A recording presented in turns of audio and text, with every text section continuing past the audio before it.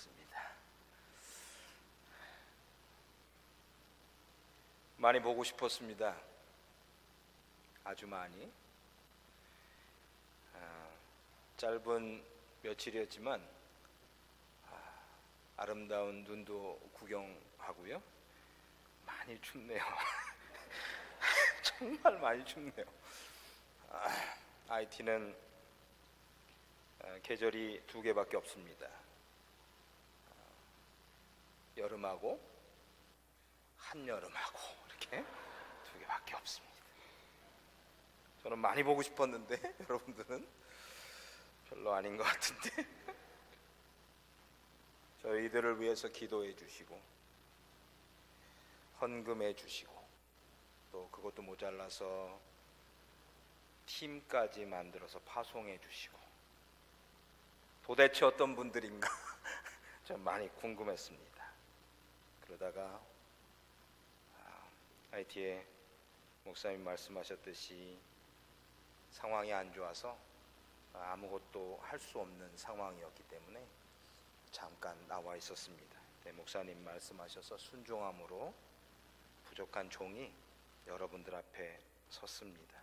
사랑하는 마음으로 오늘 본문 읽어봤지만 간절한 마음이 있잖아요. 사도 바울의 마음이.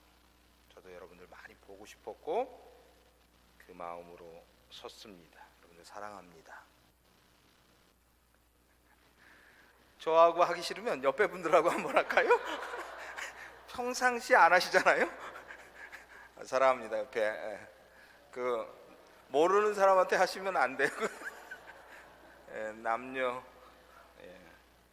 사랑합니다. 사랑 얘기가 나왔으니까 어떤 교회 목사님이 젊은 목사님이 이제 설교를 하다가 사랑에 대해서 설교를 해야 되는데 너무 어려웠다는 거예요.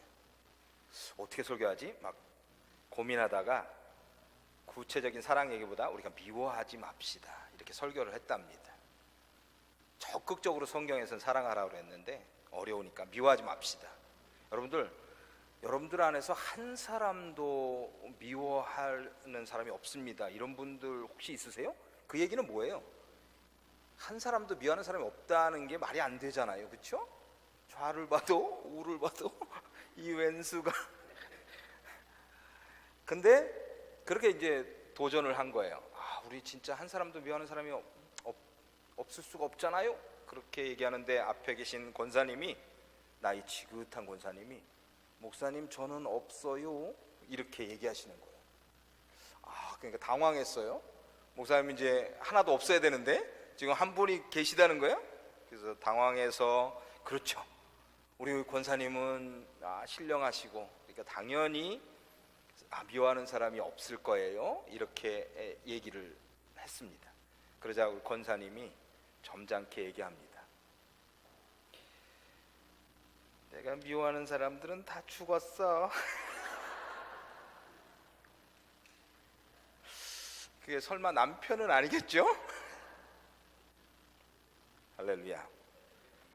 많이 보고 싶었어요. 오늘 본문을 쓰신 사도 바울의 마음이 제 마음 같았을 것입니다. 여러분들 보고 싶고 사랑합니다. 본문 1절과 7절에 가능하면 이제 좀 이렇게 보여주시면 좋을 것 같은데요. 1절과 7절에 보면 이렇게 시작합니다. 예수 그리스도의 종 된 바울은 자기 아이덴티티를 얘기하죠. 종이라는 거예요. 겸손했던 것 같아요. 그리고 은혜와 평강이 있기를 원한다 하고 안부를 전합니다. 8절에 보면 너의 믿음이 온 세상에 전파되었다. 그래서 감사하다. 그리고 격려하고 인커리지하고 이렇게 잘했다. 칭찬하는 그런 구절이 나옵니다. 잘했다는 거죠. 그러니까 로마 교회가 복음을 전했다는 거예요. 눈여겨봐야 될 것은 13절에 보면 내가 여러 번 가고자 했는데 가지 못했다는 거예요. 아마도 사도 바울이 가지 못했다고 한 번도 안 가본 거예요. 그리고 그 로마에 있는 교회에 편지를 쓰고 있습니다. 가보지도 못했고, 그러나 로마서를 쓰고 있고, 그러나 그곳에는 교회가 있었다는 것입니다. 그리고 11절에 보면 내가 너희 보기를 심히 원하는 것은 무슨 신령한 은사를 주기 위함이고 그것이 너희를 견고케 할 수 있다, 이렇게 말씀하십니다. 계속 보면 14절 15절에는 헬라인이나 야만인이나 지혜 있는 자나 다 내가 빚진 자다, 그러면서 너에게 할 수 있는 대로 복음 전하기를 원한다, 이렇게 마무리를 짓고 있는데요. 그러니까 점절하고 연결해서 보면 내가 신령한 준사를 주고 싶다, 이 얘기는 뭐죠? 내가 복음 전하기를 원한다. 여러분, 이상하지 않습니까? 좀 전에는 너의 복음이 전 세상에 나갔다. 와, 너희들 믿음 좋구나, 그러니까 너희 잘 전하고 있구나, 이렇게 얘기하셨던 거예요. 잘 나갔다는 거예요. 근데 다시 복음을 전해야 되겠다는 거예요. 벌써 그때는 복음이 활발하게 전해질 때였습니다. 폭발적으로 이적이 일어나고 폭발적으로 하나님의 능력이 일어날 때였을 거예요. 여러분, 그때 로마는요, 세계를 지배하던 강국이었습니다. 그 로마를, 그 복음이 들썩들썩하고 있었다는 거예요. 그런데 거기에다가 복음의 재전수를 얘기하시는 사도 바울의 의미를 여러분 오늘 깊이 한번 저와 함께 생각해 봤으면 좋겠습니다. 저는 IT에서만 10년째, 올해 10년째 사역하고 있습니다. 전체 선교사 18년 정도 하고 있었는데요. 생김새가 모든 거를 얘기해 주지만 저를 보는 순간 이렇게 좀 답답하게 생기지 않았습니까? 수염도 나고 좀 무섭게 생기기도 하고 그렇지 않습니까? 사순절이 그냥 생각나고 그러지 않습니까? 고난이 생각나고. 전혀 안 그러신가? 예. 참 처음 도착한 IT는 나를 당황하게 했습니다. 앞을 봐도 뒤를 봐도 위를 봐도 다 온통 시커먼 세상이었었어요. 인구의 98%가 흑인이고 2%가 백인인 나라. 저녁에 운전을 저는 잘 안 합니다. 왜냐하면 보이지가 않아요. 잘 안 보여요, 사람이요. 근데 감사하게도 하나님이 참 잘 만들어 놓으셨어요. 이렇게 씩 웃잖아요. 그러면 이가 이게 보여요. 이 치아가 보입니다. 그럼 저기 사람이 있구나. 그 정도로 보이지 않습니다.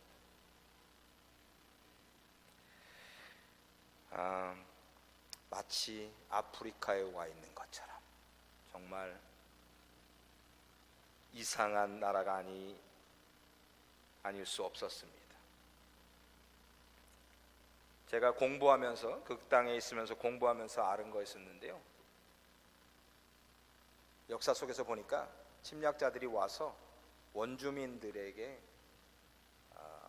다 죽였습니다. 그 땅에 금이 많다는 소문을 내고 원주민들을 다 죽이게 하고 그 사람들이 그 땅을 점령하면서 도대체 어떻게 할까 이렇게 생각하다가 아프리카에 있는 지금 세네갈이나 베냉에 있는 사람들을 노예로 잡아서 그 땅에 데리고 와서 훈련시켜서 북미에 팔았던 그런 역사가 가지고 있는 그런 나라이기도 합니다. 제가 그 땅에 도착해서 주님한테 여쭤봤어요. 왜 저를 이 땅에 부르셨습니까? 너무 궁금했어요. 차라리 아프리카로 보내시던지.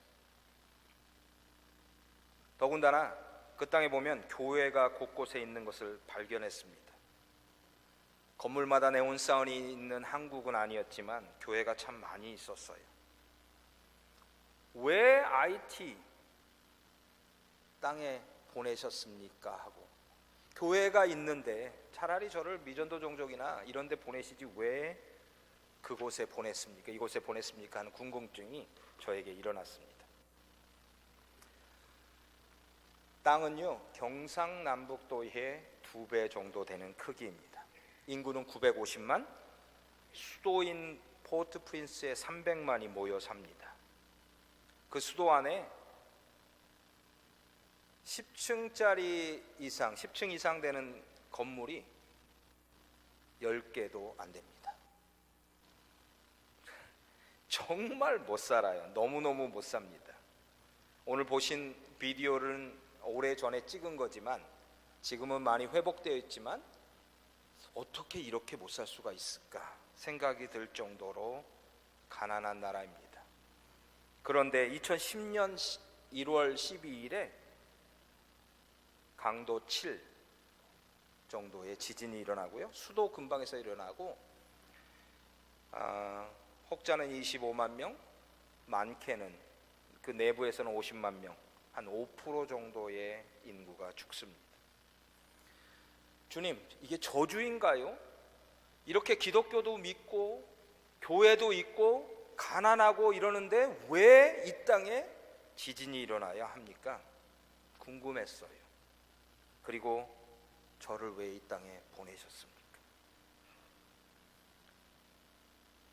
선교사는 뭐 하는 거죠? 저를 선교사로 보내셨는데 선교사는 뭐 하는 사람입니까? 할렐루야.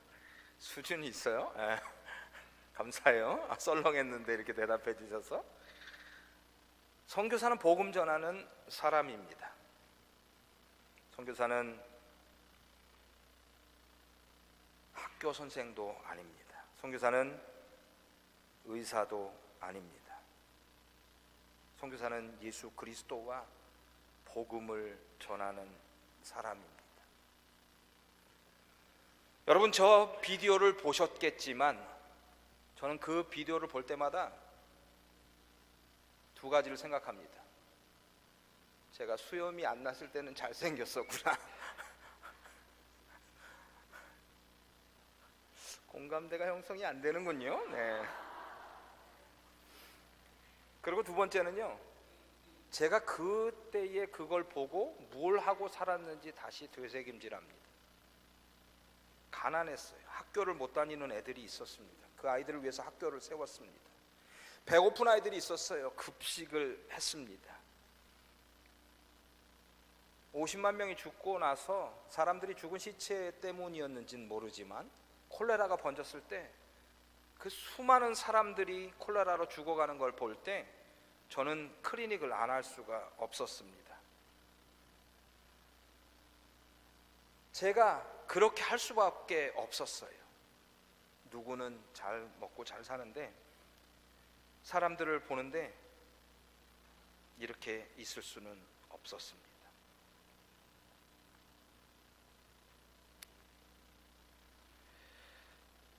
그럴 때 저한테 몇 가지 사건을, 몇 가지 일을 경험케 하십니다. 예수 그리스도의 복음 전하는 사역자로 저희를 보내셨는데 제가 과연 얼마나 그렇게 살았나. 그래서 제가 이 자리에 서서 선교 보고를 하고 말씀을 전하는데 너무나 부끄럽습니다. 너희들은 가서 제자 삼으라 했는데 그리스도를 위해서 목숨을 내놓고 제자를 삼은 일을 얼마나 했나.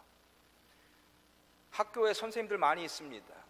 클리닉에 일하는 사람들 많이 있습니다. 그 사람들이 과연 그리스도를 위하여 목숨을 내놓고 복음을 전할 수 있는 제자가 되었나 생각할 때 그렇지 않았어요. 저는 너무나 마음이 아팠습니다.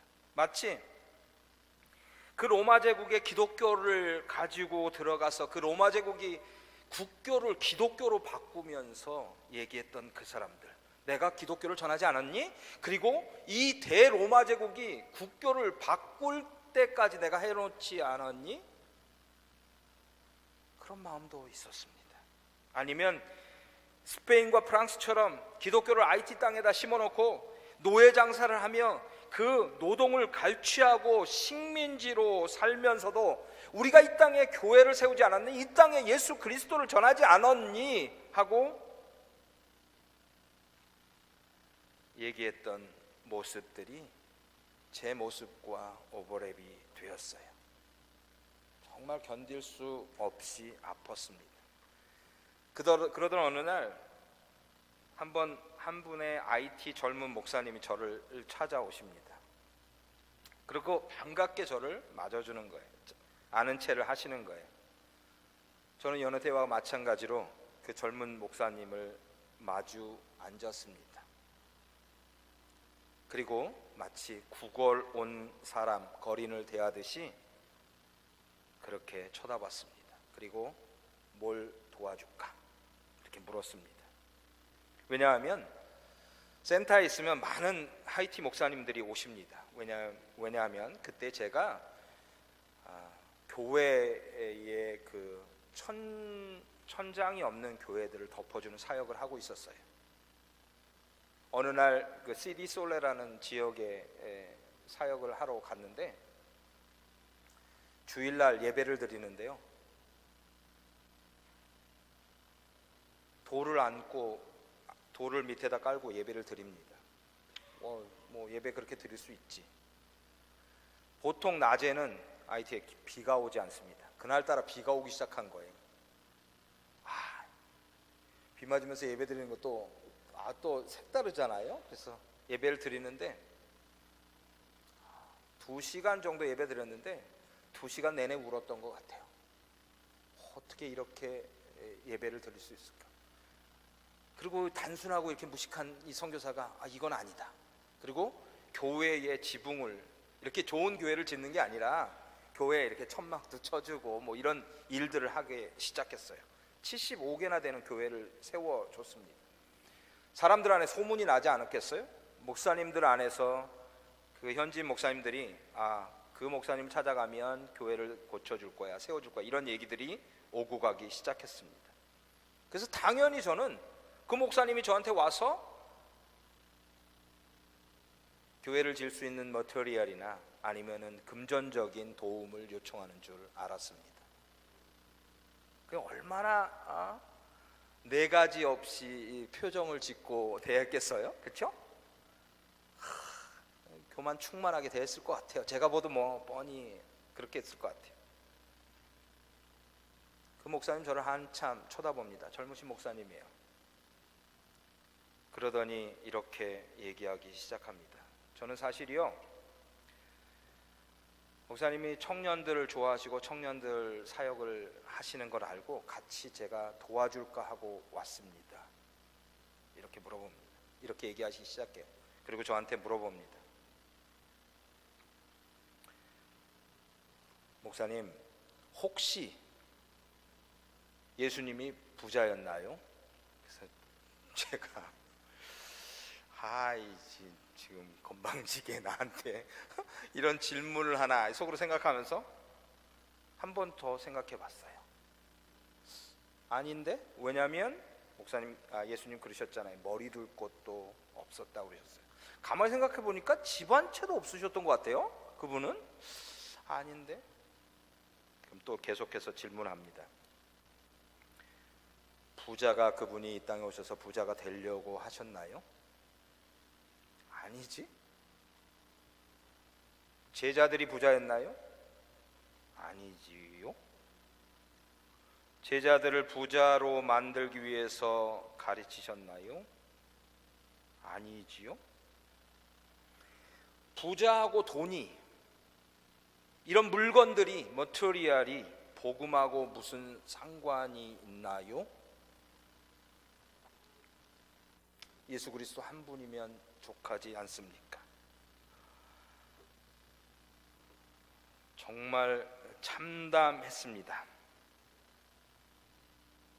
하늘만 멍하니 쳐다보고 있었어요, 한동안. 그리고 그분은 떠나갔습니다. 한참은 아무 말도 못했습니다. 마치 오늘 로마 교회가 있고 IT 교회가 있고 선교사가 있고,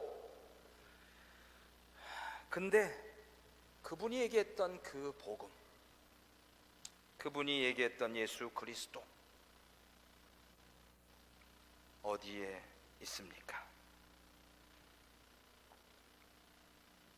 그 사건이 저를 많이 변화시켰습니다. 오늘 본문을 보시면서 사도 바울과 이 못난 부족한 선교사가 그 사도 바울이 말씀하신 것을 보면서 이 부족한 선교사와 여러분들이 내가 어찌할꼬 하는 통회하는 심령이 있었으면 좋겠고요, 그리고 또 아멘하는 마음이 불타듯 일어나기를 예수 그리스도 이름으로 축원합니다.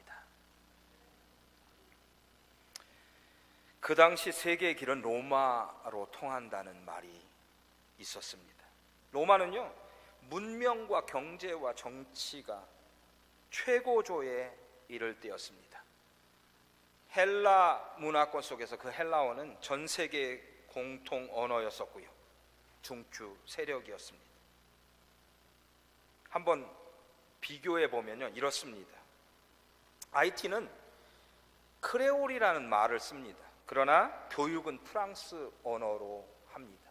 재밌는 거는요, 저희도 학교를 하고 있지만 교과서는 프랑스어로 돼 있어요. 그런데 말은 크레올로 가르칩니다.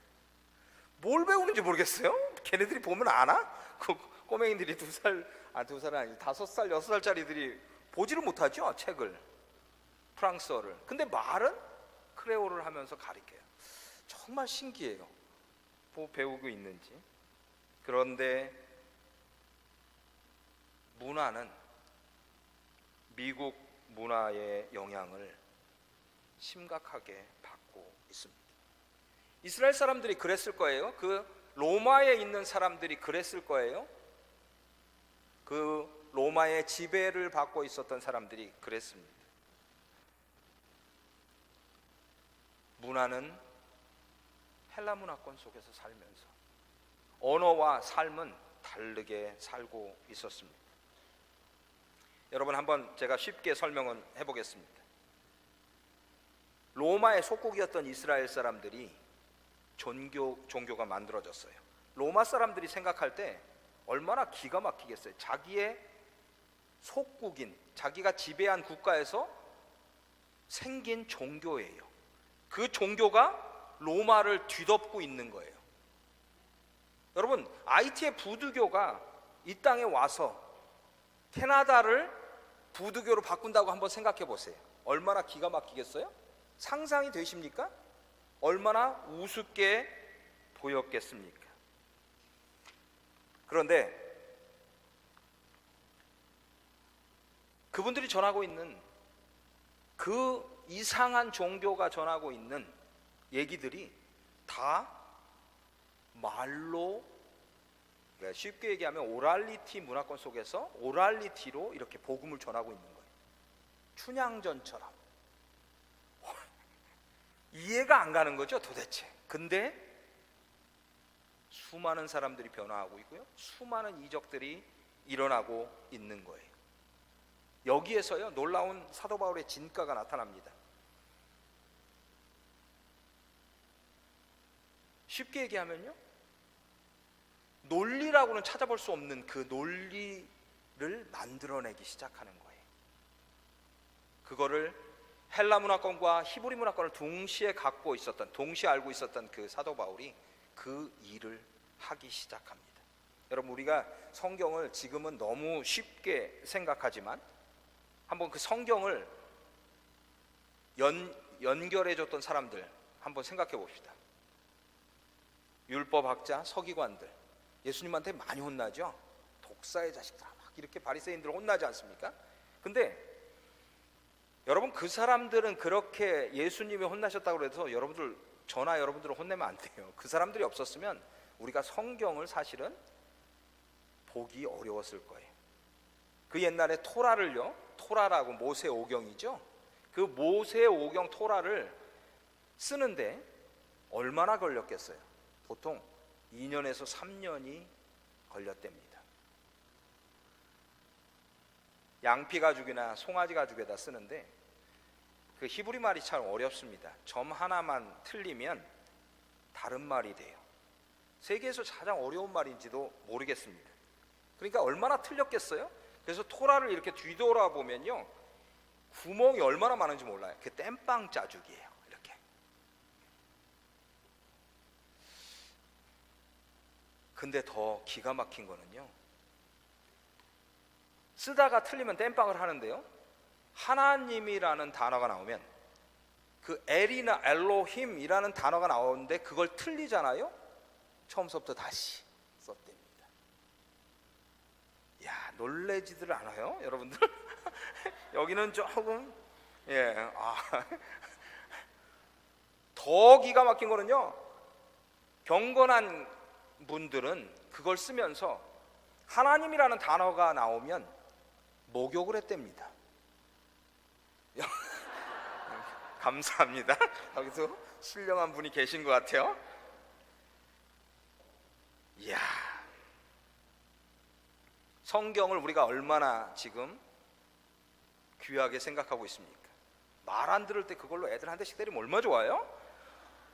잠 안 올 때 그거 읽으면 자장가죠? 최고의, 그렇게 어렵게 내려온 성경이었었어요. 근데 이 사도 바울이라는 사람이 없었으면 그 복음이 논리적인 헬라 사람들한테 전달될 수가 없었던 거예요. 얼마나 귀한 일이었습니까? 그 눈높이로 복음을 전했던 거예요. 지금으로 다시 돌아오면 이렇습니다. 여러분들 영어권 안에서 살고 있어요? 영어를 사용하는 사람은 전 세계에 나가서 복음을 얼마든지 전할 수 있습니다.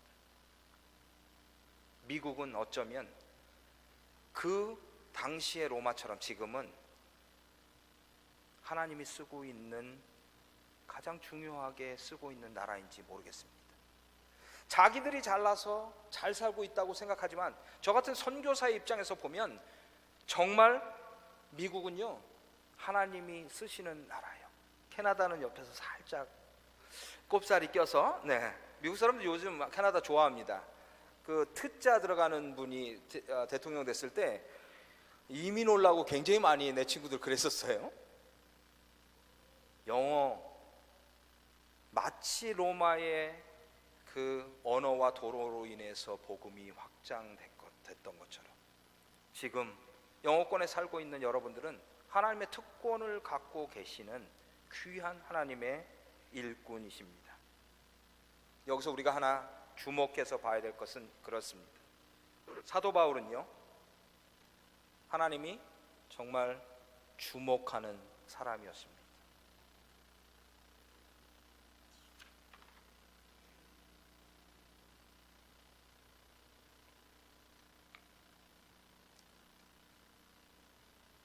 사람들의 시선은 헬라 문화권 속에 있었습니다. 사람들의 시선은요, 시저한테 가 있었습니다. 사람들의 시선은요, 그 도로가 잘 깔린 도시에 가 있었습니다. 그러나 하나님의 시선은 다른 데 가 있었어요. 누구한테요? 복음 전하는 사도 바울에게 가 있었습니다. 사도 바울은요, 누구도 그 시대에 주목하지 않은 사람이었었어요. 죄인의 몸이 되어서 로마에 갈 수밖에 없었던 그 사도 바울은 아무도 주목하지 않았습니다. 그러나 하나님은 그 사도 바울을 주목하고 계셨고요, 그 사도 바울을 통해서 하나님의 복음을 전하기 시작했던 거예요. 여러분, 창세기가 50장이 있습니다. 그 50장 중에서 그 12장이 아브라함 얘기예요. 아브라함, 그 촌사람 아브라함. 세상은 아무도 아브라함을 기억하지 않습니다. 그러나 하나님은요, 창세기 50장에서 12장을 할애해가면서 아브라함에 얘기하고 있다는 거예요. 하나님의 시선은 복음 전하는 한 사람, 복음을 위해서 일하는 한 사람, 여러분들 같은 사람에게 시선이 집중되어 있다는 것을 우리가 명심해야 하겠습니다. 아멘.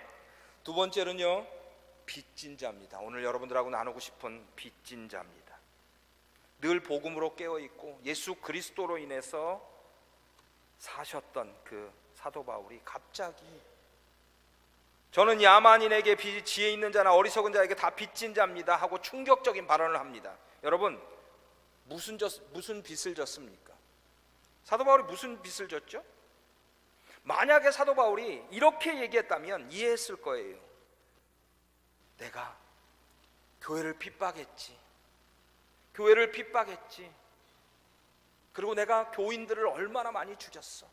근데 하나님께서 나를 구원하셨어. 그리고 내가 영생을 가졌어. 내가 이제 구원받은 자야. 그러니까 나는 하나님께 빚졌어. 이렇게 말씀했다면 충분히 이해했을 거예요. 근데 그렇게 얘기 안 했어요. 누구한테 빚졌다고 얘기하고 있습니까? 내가 헬라인에게, 내가 이방인에게, 내가 어리석은 자에게 다 빚졌다 이렇게 얘기하고 있는 거예요. 정말 이상하지 않습니까? 사도 바울의 깨달음은 달랐습니다. 차원이 다른 깨달음이었습니다. 겸손의 극치에서 오는 깨달음이었습니다.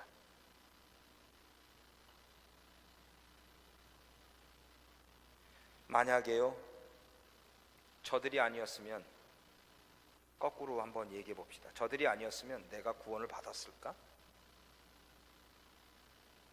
하나님은 이방인을 선교하기 위해서 사도 바울을 먼저 구원시키셨습니다. 하나님이 직접, 예수 그리스도께서 직접 만나시고 구원하셨다는 거예요. 여러분, 거꾸로 한번 생각해 보십시오. 사도 바울이 생각했을 때 그 이방인들이 아니었으면 내가 구원을 못 받았겠구나. 그러니 이방인들을 보면 놀라고, 이방인들을 보면 가슴이 퉁탕거리지 않았겠습니까? IT에 있을 때요, 우리 사모가 갑자기 그런 얘기를 해요. 자기는 레이시즘이 없었다고 그래요. 근데 IT 가서 흑인들 보면서 레이시즘이 생겼다고 그래요. 그래서 무슨 얘기가 했더니 입만 열면 거짓말을 합니다. 숨 쉬는 거랑 거짓말을 하는 거랑 이렇게 동일할 정도로, 숫자적으로 그 정도로 거짓말을 많이 합니다. 거짓말을 하는데 얼굴색이 안 변해요. 그렇죠? 검으니까 모르죠? 변했는지 안 변했는지. 와, 정말 거짓말을 많이 합니다. 근데 한번 보십시오. 제가 IT에 가서 복음을 전하고 있습니다. 어느 날 하나님의 말씀에 저한테 임했을 때 그 사람들이 얼마나 귀하게 보이는지, 내가 이 사람들 때문에 구원을 받았구나. 여러분들도 사도 바울의 마음을 배웠으면 좋겠습니다. 여러분들 한번 생각해 보십시오. 이 땅에 목사님도 지금 프랑스에 다녀오시면서 무슬림 선교를 하고 오셨지만 한번 보십시오. 이 땅에 얼마나 많은 사람들, 무슬림 사람들이 와 있습니까? 아프가니스탄 사람들도 많이 와 있습니다. 지금 전쟁 중인 많은 국가에서 여기 많이 와 있습니다. 여러분들이 보이는 사람들이 다 생명을 전할 사람들입니다. 여러분들 그 사람들 볼 때마다 빚진 자의 마음이 되시기를 간절히 축원합니다. 이 마음만 들면 그 사람들이 얼마나 이뻐 보이는지요. 이 마음만 들면 그 사람들이 얼마나 사랑스러운지요. 제가 극단적인 표현을 했을지는 모르겠지만 오늘 그 마음을 가지고 여러분들과 나눠보고 싶었습니다. 고마워, 정말 고맙습니다. 사랑하는 성도 여러분, 제 말씀을 마무리하겠습니다.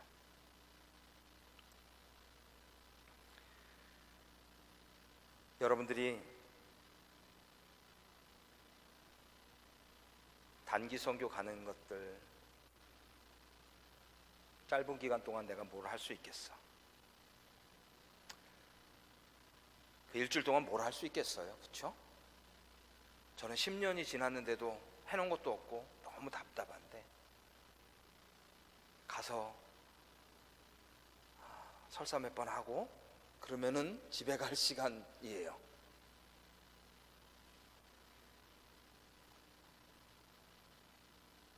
근데 여러분들이 오면요 너무나도 좋습니다. 얼마나 격려가 되는지 몰라요. 그 땅에 전기가 조금 들어와서 수돗물이 조금 나와서 그렇게 뭐 힘들고 그런 거는 환경적인 문제예요. 영적으로 보면요 예배자들이 필요합니다. 영적으로 보면요 복음의 빚진 자들이 필요합니다. 그리고 더 중요한 거는 저같이 어리버리하고 아무것도 할 줄 모르는 선교사 여러분들이 오셔서 격려해 주시고요, 저희들이 아파할 때 오셔서 손 한번 잡아 주시고요, 같이 울어 주시고요, 같이 밥 먹어 주실 때 그 땅에 소망이 있다고 저는 믿습니다. 저와 여러분이 같이 그 일을 하기를 원합니다. 기도하시겠습니다. 하나님 감사합니다. 죄송합니다. 고맙습니다. 계속해서 빚진 자로 살겠습니다. 주님 도와주십시오. 감사합니다. 축복하며 예수 그리스도 이름으로 기도합니다. 아멘.